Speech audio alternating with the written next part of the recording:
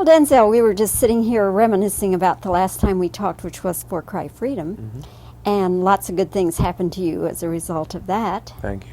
And here you are now with another wonderful performance in this movie called Glory, a Civil War epic. First of all, I'm glad to see your hair is back. Well, it's not quite back. It's coming. Why or who made the decision to shave your head? It's just my decision. I just chose to do that. Just wanted to do something different, wild, and I mean, a guy with a name like Tripp, you figure he's got to be different. So give him a bald head. Give him a bald head, yeah. I think it was a very good idea because it was always easy to spot you. I'm serious. Right. I'm serious. I think that that was a very wise move. Yeah. To do There was it. trouble while we were filming, though. People kept smacking me in my head. Yeah. Was it an arduous film to make? It was difficult. I mean, it was exciting also.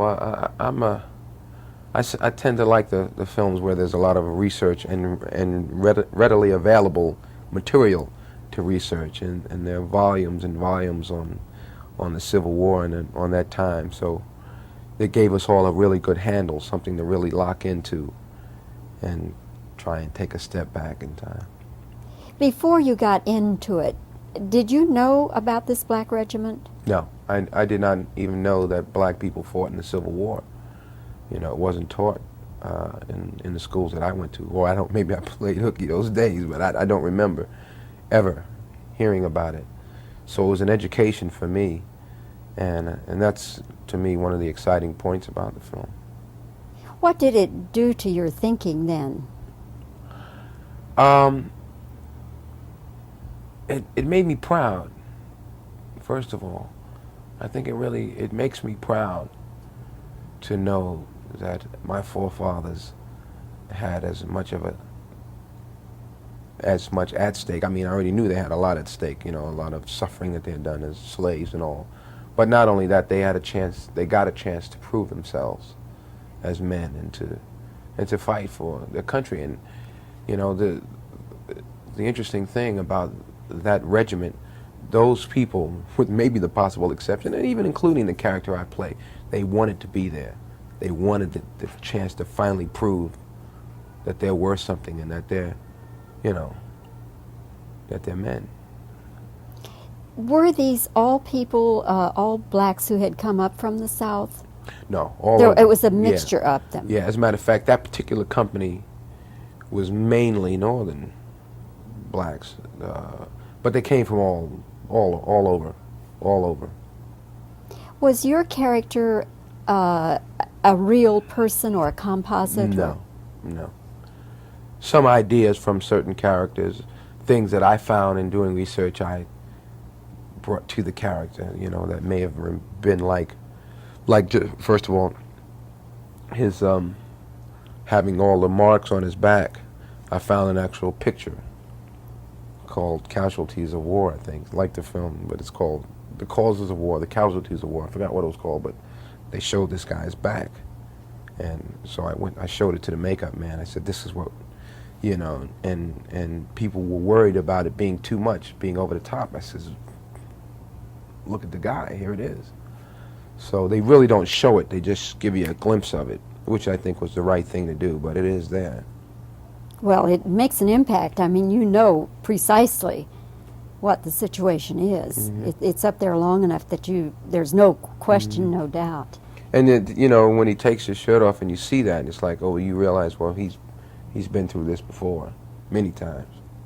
Yes. The violence, or at least the battle scenes, are very graphic. And I talked with Ed Zwick about that. And it's possible that may turn some people off from the film. Yeah, you think so? I think it's possible. Yeah. Yeah.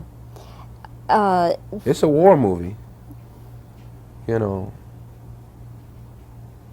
We'll see. What do you think is its potential audience appeal? I think that it's the kind of movie that a lot of people will see. I mean, it's like when they did Platoon. You know, there was every reason to believe that this is not the movie to make or to go see. And you know, if it's a good movie, people will go. I think. You know, and I think it's a very good movie. So if the word of mouth gets around and they advertise it correctly, I think people will go. I thought Cry Freedom was such a good film. I was very high on that film, and I loved your performance. I thought it was just exquisite. And it was disappointing to me that it wasn't better received by in audiences. this country. Ah. It ran for a year and a half in England. Now, how do you explain that? Well, we don't have enough time for me to really explain to you why, but I just think that, you know, we're bombarded with so much news about South Africa and heavy situations all around the world because we have the best, you know, news information in this country, that we don't necessarily want to pay $7 or $7.50 to go to the movies again on Saturday night with your girl or your guy or whatever and see more of what we see at 6 o'clock. You know, all of the films about South Africa, none of them have been financially successful. I just don't think people want to go see it. It's not that I don't think they're sensitive to the issue. I think they are. But I just don't think they want to go see it, want to pay, you know, to see it. And you think that would apply to blacks and whites alike? It obviously did. Yeah. Yeah.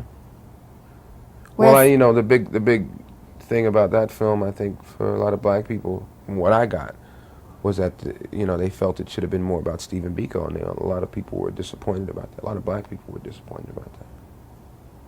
Was there an attempt to compromise kind of the two storylines? Was that kind of a compromise that Attenborough made, or what?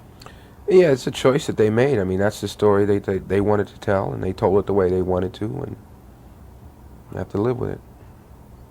Well, it doesn't diminish the fact that you still did a fantastic job in that, as you do in this one. Thank you. What's next for you? Rest. Christmas. Do you have another film that will be coming out, or Yeah, I have another film, a comedy coming out called Heart Condition.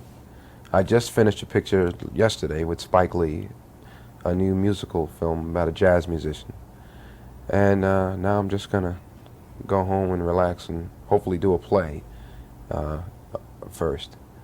And take my son to the basketball game and play with my daughter. And well, have a play with my wonderful... Yes, but don't leave your wife out of this. That's right. Well, I hope you have wonderful holidays, Thank Denzel, and congratulations on this performance, and we'll look forward to the next one, whenever, wherever. Thank you.